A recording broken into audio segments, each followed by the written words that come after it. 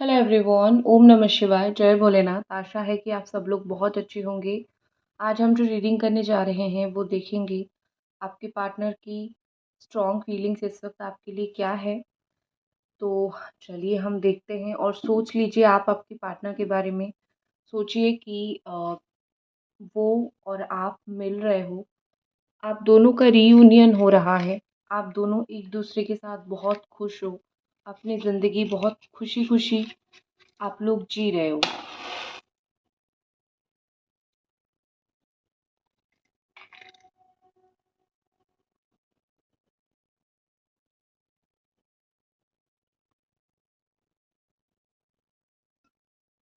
चलिए हम स्टार्ट करते हैं। तो सबसे पहली चीज़ मुझे यहाँ पे दिख रही है कि आपके पार्टनर आपसे बहुत दूर होके बहुत ज़्यादा ही दुखी और बहुत ज़्यादा ही पछता रहे हैं। कहीं न कहीं इनको ऐसा लग रहा है कि उनका आपसे दूर जाने का डिसीज़न बहुत गलत था। वो आपसे माफ़ी माँगना चाहते हैं। वो आपको ये बोलना चाहते हैं कि तुम जैसा मुझे कोई प्यार नहीं कर सकता। तुम इकलौते ऐसे इंसान हो जिसने मेरा हर गुस्से को सँभाला, मेरे ऊपर बहुत भरोसा किया। मैंने धोखा देने के बाद भी मेरे ऊपर बिलीव किया। कभी भी मुझे तुमसे डिसअपॉइंटमेंट नहीं मिली। मैं तुम्हारे साथ जितना भी क्यों ना गलत किया, तुमने मेरे साथ हमेशा सही किया, हमेशा अच्छा किया।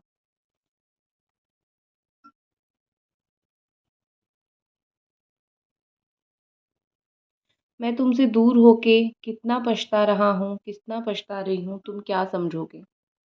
अगर सामने होते तो ज़रूर बताता या फिर ज़रूर बताती।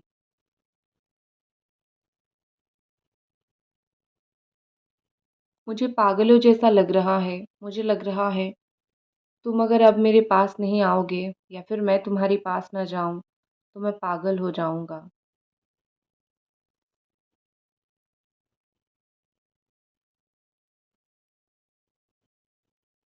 मैं तुम्हारे बारे में बहुत सोचता हूँ, बहुत सोचती हूँ, बहुत परेशान होता हूँ, बहुत परेशान होती हूँ।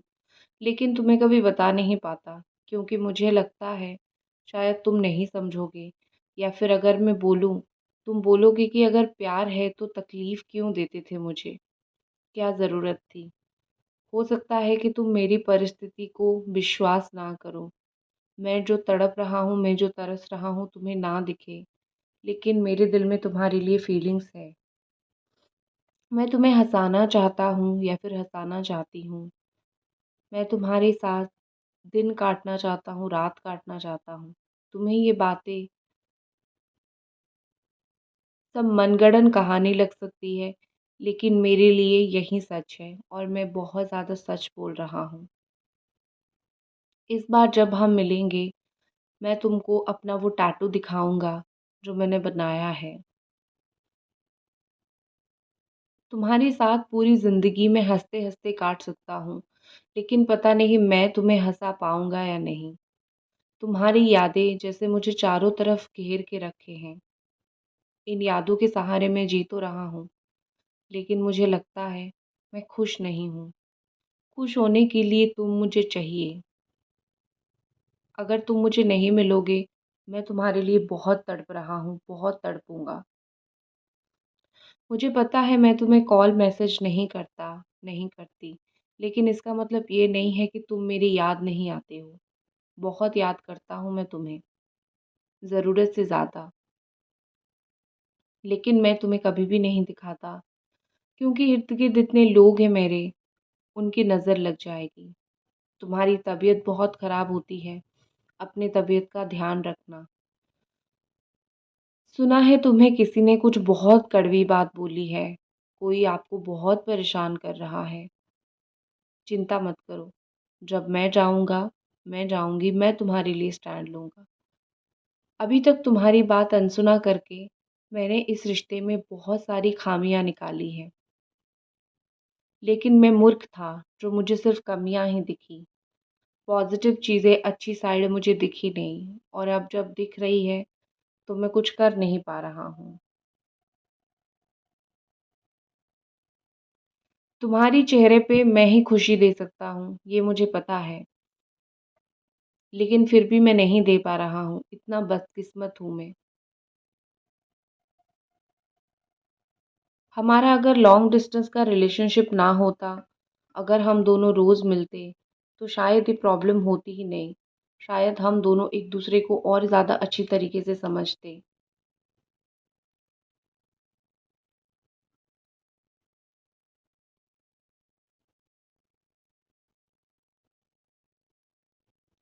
जो भी परेशानी हमारे रिश्ते में है, वो परेशानी बहुत जल्दी ख़त्म हो जाएगी। तुम्हें बहुत परेशान होने की ज़रूरत नहीं है। परेशानियाँ तो आती-जाती रहती हैं और ये जो परेशानी आ रही है, इसको मैं चुटकी बजा के सॉल्व कर सकता हूँ, चुटकी बजा के ख़त्म कर सकता हूँ।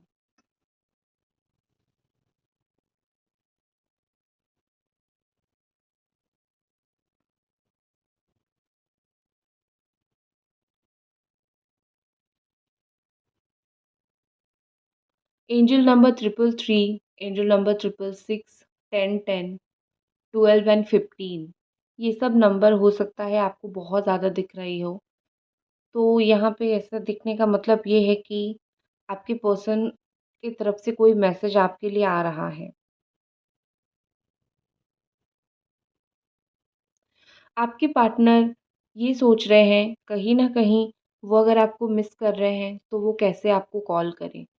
सिर्फ़ मिस करना ही तो एवरीथिंग इनफ नहीं होता है। कॉल करना, प्यार से बात करना, ये सब चीज़ें भी बहुत इम्पोर्टेंट होती हैं। वो आपसे मिलना चाहते हैं या फिर आपको इनवाइट करना चाहते हैं, या तो तुम आके मिलो।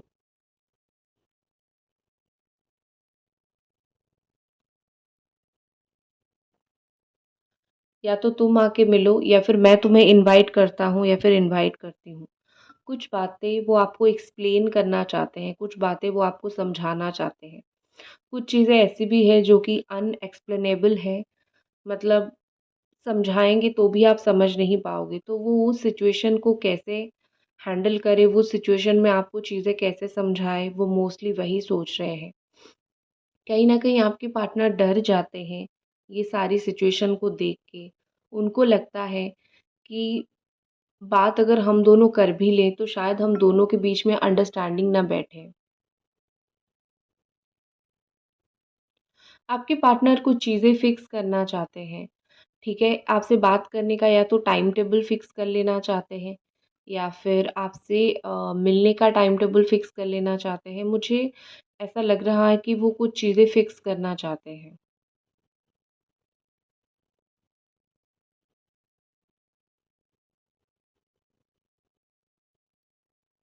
क्योंकि इस तरीके से ऑन ऑफ सिचुएशन वो और नहीं सँभाल सकते। इस तरीके से ऑन ऑफ सिचुएशन उनसे नहीं हो रही है। वो अब एक साधारण जीवन जीना चाहते हैं, वो एक सिंपल लाइफ़ जीना जीना चाहते हैं। वो आपसे प्यार करते हैं और आपको बताना चाहते हैं। उनको ऐसा लग रहा है कि आप पहले से और भी ज़्यादा सुंदर हो गए हो। आप पहले वो जब आपको देखते थे बड़ा ब्यूटीफुल मानते थे और उनको अभी ऐसा लगने लगा है कि आप और भी ज़्यादा सुंदर हो गए हो, आप और भी ज़्यादा अच्छे हो गए हो। आपके अंदर और भी ज़्यादा अच्छाई आ गई है। सो वो आपकी इनर एंड आउटर ब्यूटी को बहुत ज़्यादा मानने लगे हैं। ये पर्सन आपको बोलना चाहते हैं कि मैं तुम्हारे लिए एक राइट पर्सन हूँ, जो तुम्हारे साथ चीज़ों को फिक्स करना चाहता है। तुम्हारे साथ ठीक है। अभी इतने वो आ गए हैं, वॉक्स आ गई है, तो मैं उसको देख के रीडिंग करती हूँ, ठीक है? तो वो आपको बोलना चाहते हैं कि मैं तुम्हारी लाइफ़ में वो राइट पर्सन हूँ, जो तुम्हारे साथ चीज़ों को फिक्स करके रहना चाहता है, ना कि तुम्हारे साथ चीज़ों को और ज़्यादा ख़राब करना चाहता है। मैं उस तरीके का इंसान नहीं हूँ। मैं ये नहीं चाहता कि हम दोनों के बीच में चीज़ें ख़राब हों। मैं चाहता हूँ कि बातचीत करके हम दोनों के बीच में चीज़ें सही हों। मैं तुम्हारे साथ दूर तक जाना चाहता हूँ। मैं तुम्हारे साथ ज़िंदगी लंबा काटना चाहता हूँ। मुझे कभी भी एक शॉर्ट टर्म रिश्ता मंज़ूर नहीं था या फिर अभी भी मंज़ूर नहीं है। तुम मेरे सामने बहुत गिड़गिड़ाई हो, लेकिन उस वक़्त मैं उस चीज़ को समझ नहीं पाया। अब जब मैं समझ रहा हूँ, मुझे लग रहा है कि कितना तकलीफ़ होता होगा अपने प्यार के सामने गिड़गिड़ाना, अपने प्यार के सामने हाथ माँगना, हाथ खोल के माँगना कि प्लीज़ मुझसे बात कर लो, प्लीज़ मेरे साथ रह लो।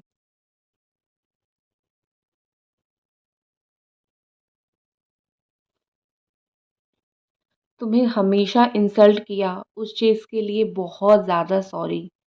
दिल से तुम्हें सॉरी माँगता हूँ, दिल से तुम्हें सॉरी माँगती हूँ।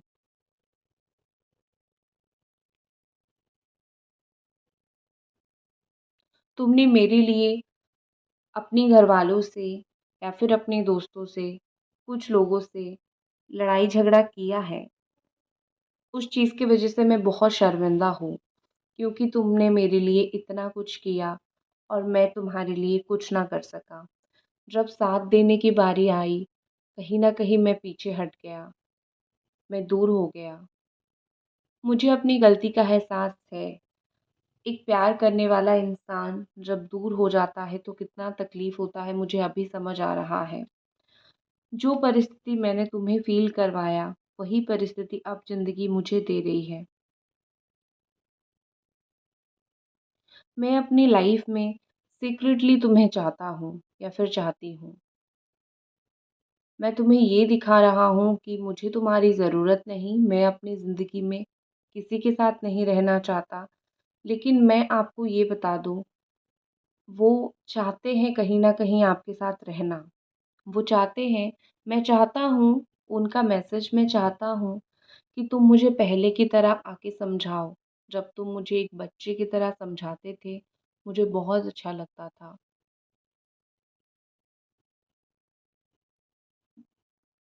मुझे बहुत खुशी मिलती थी।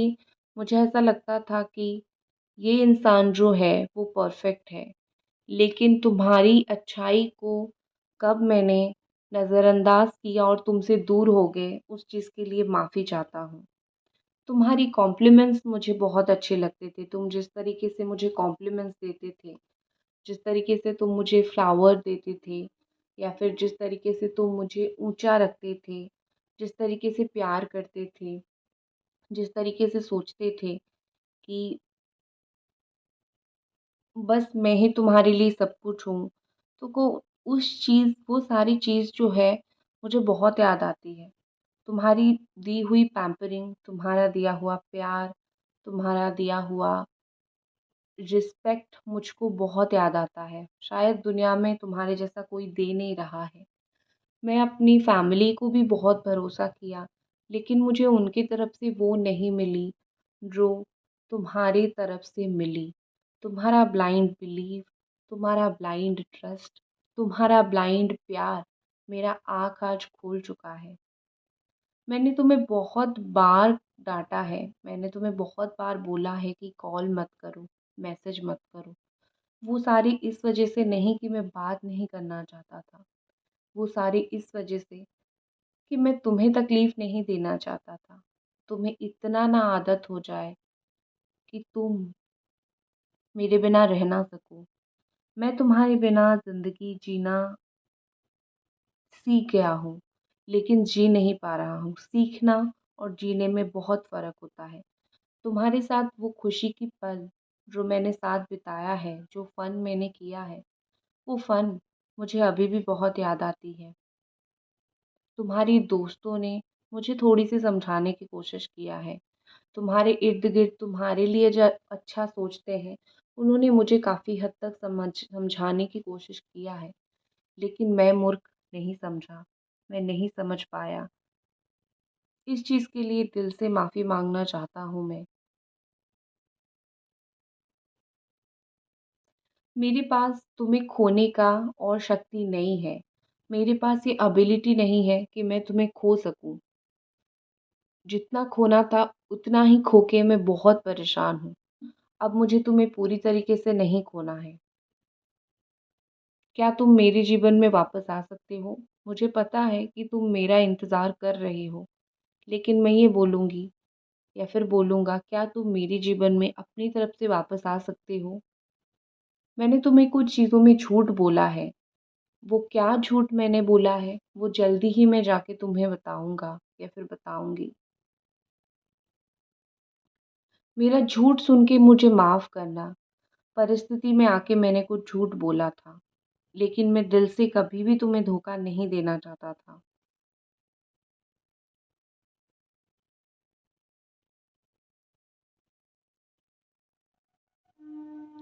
क्या कर रहे हो तुम इन दिनों? खुश तो हो ना? अपनी ज़िंदगी को एन्जॉय तो कर रहे हो ना? या फिर बस परेशान हो? अगर पढ़ाई करते हो तो अपनी पढ़ाई में ध्यान ज़रूर लगाओ। तुम्हें जॉब करनी है, तुम्हें करियर में सेटल होना है। मेरी दी हुई तकलीफ़ मैं तुम्हें भुला दूँगा, तुम्हें पैम्पर करके, तुम्हें प्यार करके। बस मुझे थोड़ा वक़्त दो। आई एम सॉरी अगर मैंने तुम्हें बहुत रुलाया है। मैं तुम्हें जाने नहीं दे रहा हूँ या फिर अपनी ज़िंदगी में रख नहीं पा रहा हूँ। तुम्हारे साथ रहना भी चाहता हूँ, रह भी नहीं पा रहा हूँ। सारा सिचुएशन मेरे आँखों के सामने है। मैं क्या करूँ? मैं गिल्टी हूँ तुम्हारा।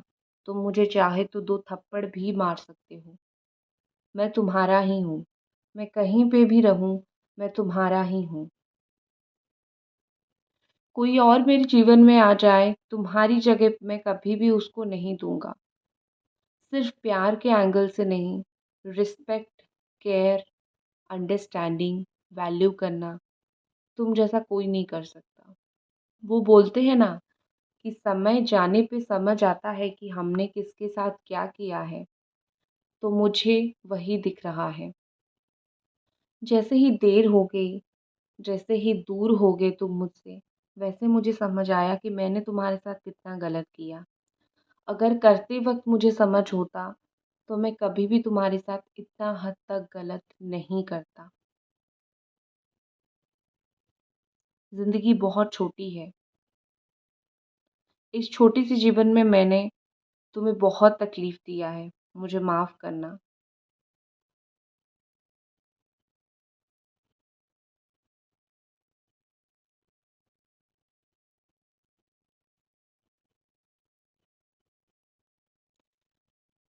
मुझे ऐसा लग रहा है कि मेरी हेल्थ धीरे-धीरे, धीरे-धीरे सुधर रही है। अगर आपके पार्टनर का हेल्थ इश्यू है, तो वो बता रही हूँ, उनकी हेल्थ धीरे-धीरे सुधर रही है। कहीं न कहीं आपके पार्टनर, वो अपनी ज़िंदगी में जो है, उनको कुछ पैसा उनके लिए आ रहा है। उनके लिए लाइफ़ में ग्रोथ आ रहा है। ये पैसा, ये ग्रोथ उनको काफ़ी ऊपर लेके जाएगा। ठीक है? थोड़ी-सी कार्ड भी अभी रीडिंग करते हैं, इसको साइड करती हूँ।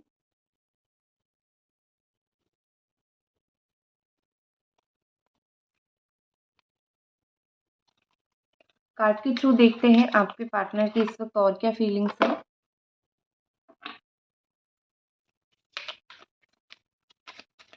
मॉनसून बारिश में भीगना बहुत पसंद होगा आपको, इनको साथ में बहुत बार बारिश में भीगे भी होंगे,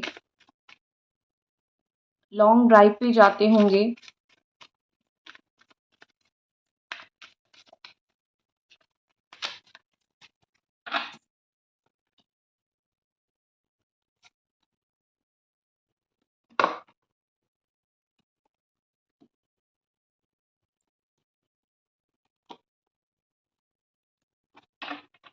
ठीक है।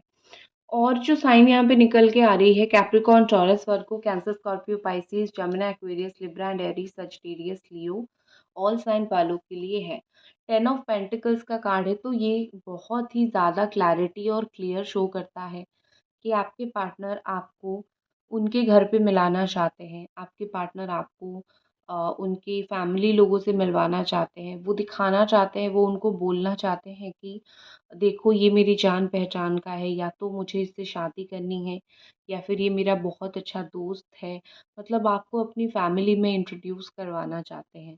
जिस तरीके से आप उनकी लाइफ़ में इम्पोर्टेंट हो, उस तरीके से वो कहीं न कहीं आपको अपनी फैमिली से मिलवा के अपनी परिवार का एक इम्पोर्टेंट पार्ट फ़ील करवाना चाहते हैं। अल्टीमेटली अगर फैमिली की वजह से आप दोनों के रिश्ते में बहुत प्रॉब्लम हो रही है, तो मुझे लगता है कि आपके पार्टनर के हाथ में ही है फैमिली प्रॉब्लम्स को सॉल्व करना, ठीक है?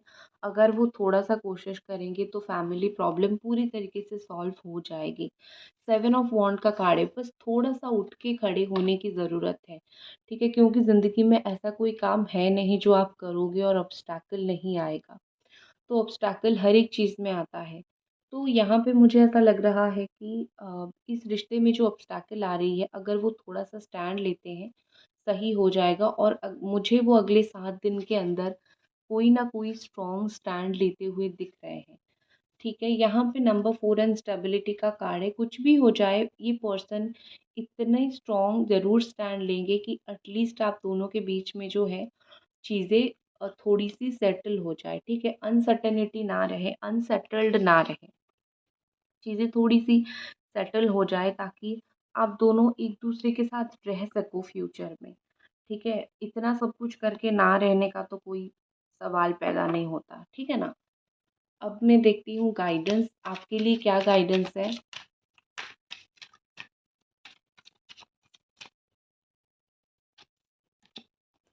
Transformation. You are experiencing enormous change right now which bring great blessings. तो आपको बोला जा रहा है अगर आप अपने लाइफ में इस वक्त वो चीज़ें खो रहे हो तो इसका मतलब ये है कि आप खो नहीं रहे हो, उससे कई गुना बेहतर चीज़ कगार पे खड़े हैं आपको मिलने के लिए। बस थोड़ा सा इंतज़ार आपको करना पड़ेगा।